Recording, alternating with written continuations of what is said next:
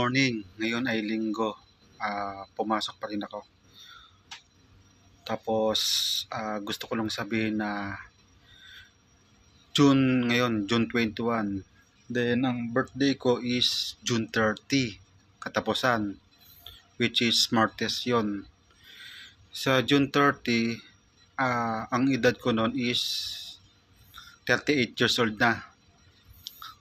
Then kuya ko, nung birthday niya June 4. Bali ngayon is 39 years old na siya.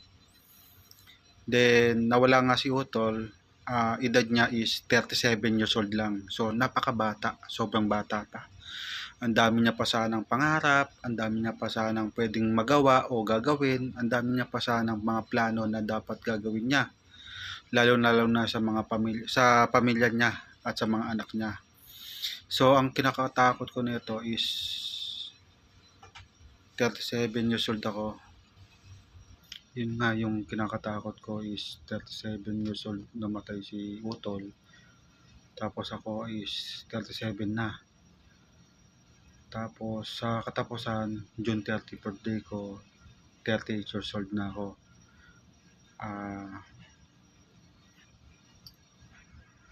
Kaya sana ang kahiling-hilingan ko lang, umabot pa sana ako ng maraming tao.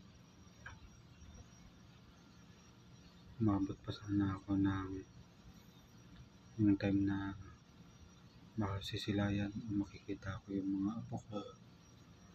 Ganun. Tsaka parehas talaga kami ng Utol ko na may tama sa puso. Sa tuwing kami ay nagme-medical o ECG, parehas kami may tama. Siguro kakainom ng cobra, ganun. Pero para sa akin hindi naman apektado yun.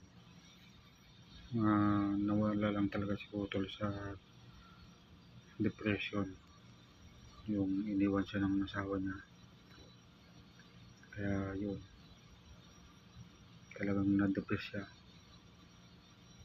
Sana umabot pa ako ng ilang taon, makita ko yung mga anak ko na may sariling buhay na magaganda.